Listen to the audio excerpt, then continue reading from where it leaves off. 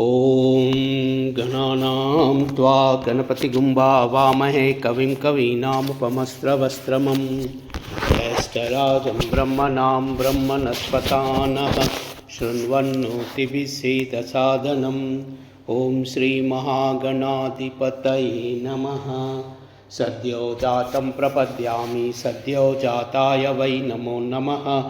भवे भवे नाति भवे भवस्य मां भवोद्भवाय नमः।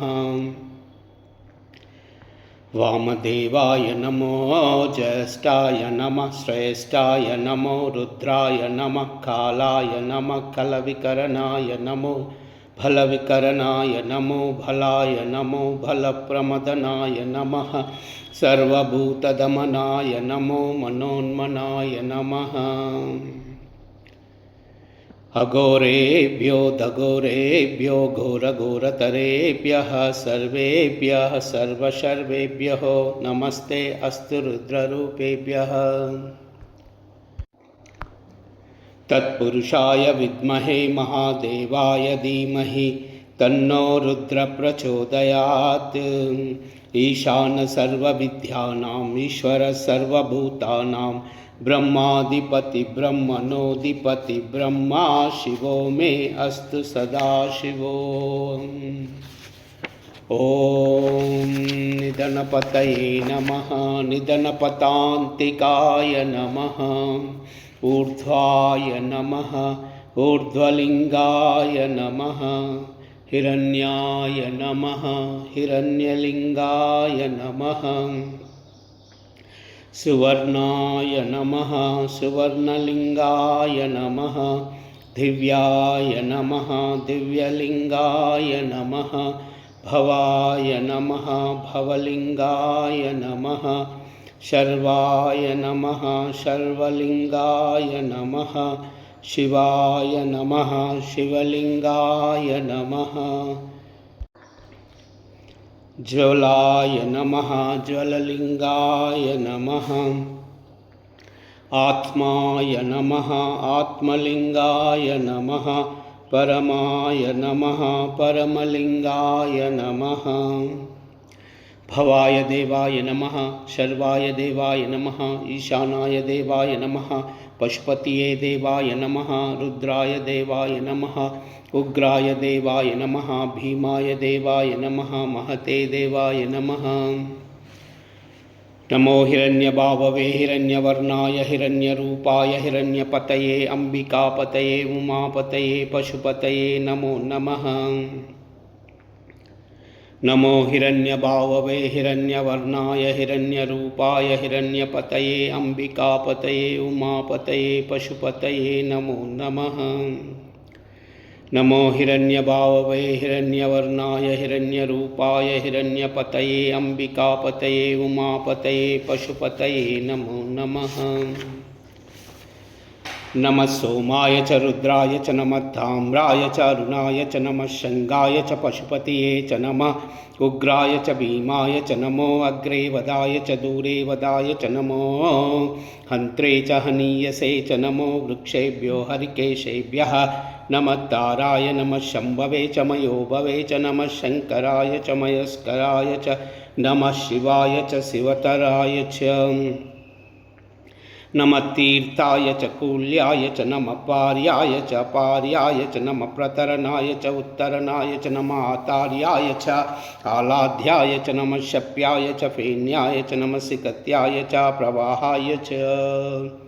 ओम हर हर हर हर हर हर। नमः सोमाय च रुद्राय च नमः ताम्राय च अरुणाय च नमः। शंगाय च पशुपतये च नमः। उग्राय च भीमाय च नमो। अग्रे वदाय च दूरे वदाय च नमो। हन्त्रे च हनीयसे च नमो। वृक्षेभ्यो हरिकेशेभ्यः नमः। ताराय नमः शम्भवे च मयोभवे च नमः। शङ्कराय च मयस्कराय च नमः। शिवाय च शिवतराय च नमः। तीर्थाय च कूल्याय च नमः। पार्याय च वार्याय च नमः। प्रतरणाय च उत्तरणाय च नमः। आतार्याय च आलाध्याय च नमः। शप्याय च फेन्याय च नमः। सिकत्याय च प्रवाहाय च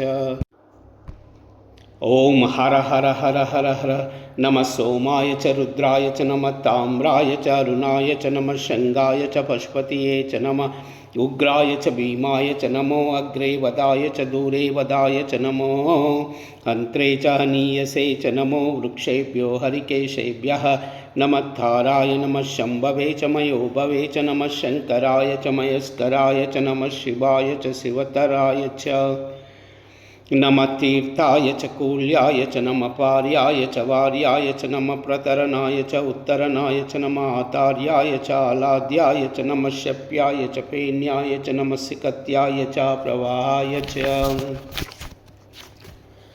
ॐ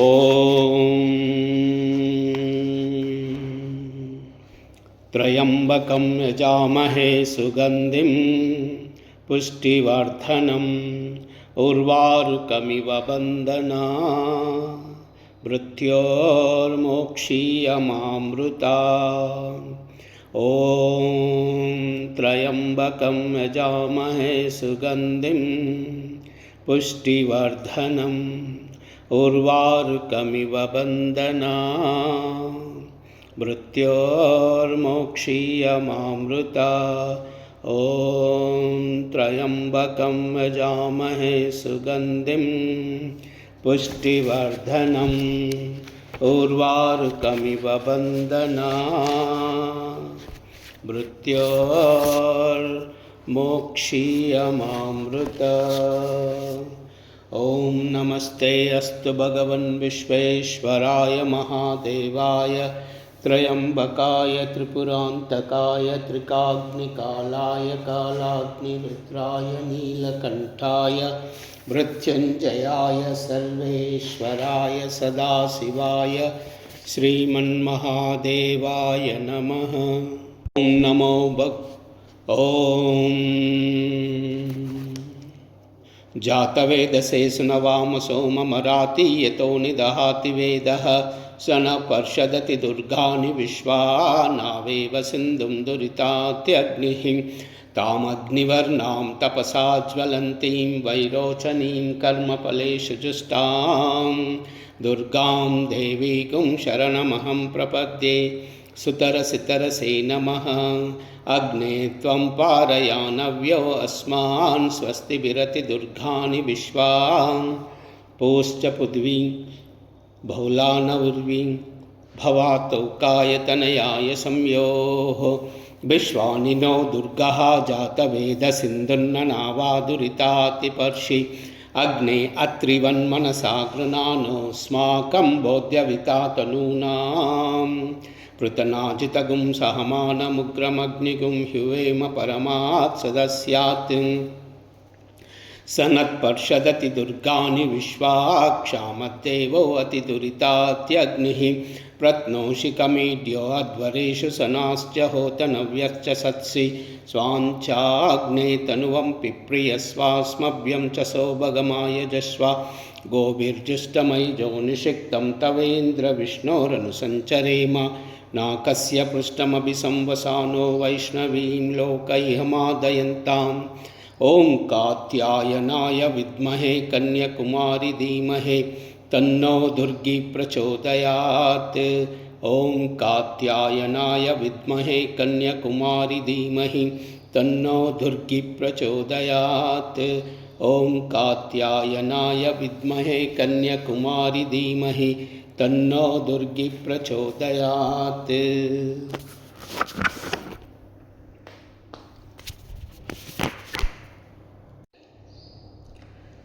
रत्नैकल्पितम् आसनं हिमजले स्नानं च दिव्याम्बरं नानारत्नविभूषितं मृगमदा मोदाङ्कितं चन्दनं जातिचम्पकबिल्वपत्ररचितं पुष्पं च धूपं तदा दीपं देवदयानिधे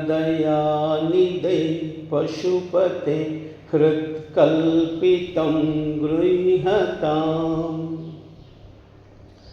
सौवर्णे नवरत्नकण्डरचिते पात्रे घृतं पायसं भक्षं पञ्चविधं पयोदधियुतं रम्भाफलं पानकं शाकानामयुतं जलं रुचिकरं कर्पूरकन्दोज्ज्वलं ताम्बूलं मनसा मया विरचितं भक्त्या प्रभो स्वीकुरु। छत्रं चामरयो युगं व्यजनकं चादर्शकं निर्मलं वीणाभैर्मृदङ्गकालकला गीतं च नृत्यं तदा साष्टाङ्गं प्रणति स्तुतिर्बहुविधा एतत् समस्तं मया संकल्पेन समर्पितं तव विभो पूजां गृहाणा प्रभो।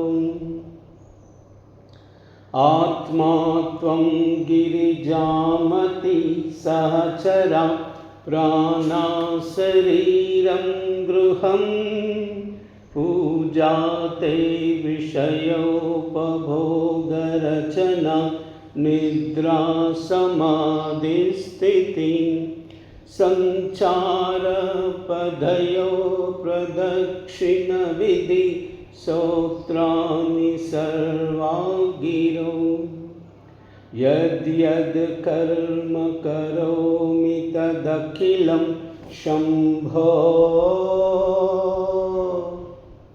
तवाराधनम्।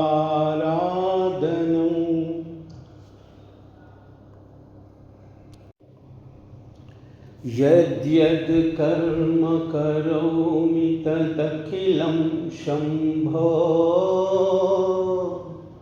तवाराधनम्।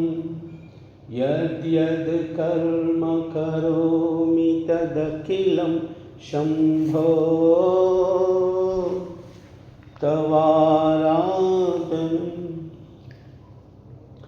ब्रह्ममुरारिसुरार्चितलिङ्गं निर्मलभासितशोभितलिङ्गं जन्मजदुःखविनाशकलिङ्गं तत्प्रणमामि सदा शिवलिङ्गं।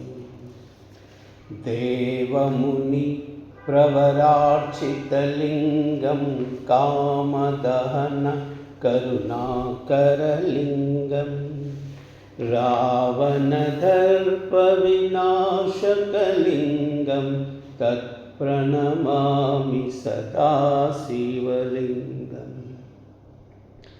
सर्वसुगन्धसुलेपितलिङ्गं बुद्धिविवर्धनकारणलिङ्गं सिद्धसुरासुरवन्दितलिङ्गं तत्प्रणमामि सदा शिवलिङ्गं। कनकमहामणिभूषितलिङ्गं पनिपतिवेष्टितशोभितलिङ्गं दक्षसुयज्ञविनाशकलिङ्गं तत्प्रणमामि सदा शिवलिङ्गं। कुङ्कुमचन्दनलेपितलिङ्गं पङ्कजहारसुशोभितलिङ्गं सञ्चितपापविनाशकलिङ्गं तत्प्रणमामि सदा शिवलिङ्गं। देवगणार्चितसेवितलिङ्गं भावैर्भक्तिभिरेव च लिङ्गं दिनकरकोटिप्रभाकरलिङ्गं तत्प्रणमामि सदा शिवलिङ्गम्। अष्टदलोपरिवेष्टितलिङ्गं सर्वसमुद्भवकारणलिङ्गम् अष्टधरिद्रविनाशकलिङ्गं तत्प्रणमामि सदा शिवलिङ्गम् सुरगुरुसुरवरपूजितलिङ्गं सुरवनपुष्पसदार्चितलिङ्गं परमपदं परमात्मकलिङ्गं तत्प्रणमामि सदा शिवलिङ्गं लिङ्गाष्टकमिदं पुण्यं यः पठेत् शिवसन्निधौ शिवलोकमाप्नोति शिवेन सह मोक्तम् त्रिदलं त्रिगुणाकारं त्रिनेत्रं च त्रियायुधं त्रिजन्मपापसंहारम् एकबिल्वं शिवार्पणं त्रिशाकै बिल्वपत्रैश्च अच्छिद्रैः कोमलैः शुभैः तव पूजां करिष्यामि एकबिल्वं शिवार्पणं दर्शनं बिल्ववृक्षस्य स्पर्शनं पापनाशनम् अघोरपापसंहारम् एकबिल्वं शिवार्पणं सालग्रामेषु विप्रेषु तटाकवनकूपयो यज्ञकोटिसहस्रस्य एकबिल्वं शिवार्पणं दन्तकोटिसहस्रेषु अश्वमेधशतानि च कोटिकन्यां महादानम् एकबिल्वं शिवार्पणम् एकं च बिल्वपुत्रश्च कोटियज्ञफलं लभेत् महादेवेश्च पूजार्थम् एकबिल्वं शिवार्पणं काशीक्षेत्रनिवासं च कालभैरवदर्शनं प्रयागे माधवं दृष्ट्वा एकबिल्वं शिवार्पणम् उमया सह देवेश नन्दिवाहनमेव च भस्मलेपनसर्वाङ्गम् एकबिल्वं शिवार्पणम् लङ्कायां शाङ्करी देवी कामाक्षी कञ्चिकापुरी प्रद्युम्ने शृङ्खला देवी चामुण्डे क्रौञ्चपट्टने आलम्पुरे जोगुलाम्बा श्रीशैले भ्रमराम्बिका कोल्हापुरी महालक्ष्मी माहोर्ये एकवीरिका उज्जयिन्यां महाकाली पीठिकायां पुरुहूतिका ओड्यायां गिरिजादेवी माणिक्या दक्षवाटके हरिक्षेत्रे कामरूपा प्रयागे माधवेश्वरी ज्वालायां वैष्णवी देवी गया माङ्गल्यगौरिका वाराणस्यां विशालाक्षी काश्मीरे तु सरस्वती अष्टादशासु पीठानि योगिनामपि दुर्लभं सायङ्कालपटे नित्यं सर्वशत्रुविनाशनं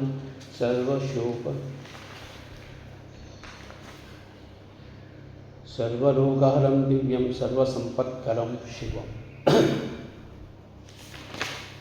सौराष्ट्रे सोमनाथं च श्रीशैले मल्लिकार्जुनम् उज्जयिन्यां महाकाल ओङ्कारममलेश्वरं प्रज्वल्यां वैद्यनाथं च डाकिन्यां भीमशङ्करं सेतुबन्धे तु रामेशं नागेशं दारुकावने वाराणस्यं तु विश्वेश्वरं त्र्यम्बकं गौतमीतटे हिमालये तु केदारं कृष्णेशं च विशालके एतानि ज्योतिर्लिङ्गानि सायं प्रातः पठेन् नरः सप्तजन्मकृतं पापं स्मरणेन विनश्यति। ॐ नमः शिवाय। ॐ नमः शिवाय। ॐ नमः शिवाय। ॐ नमः शिवाय। ॐ नमः शिवाय। ॐ नमः शिवाय। ॐ नमः शिवाय।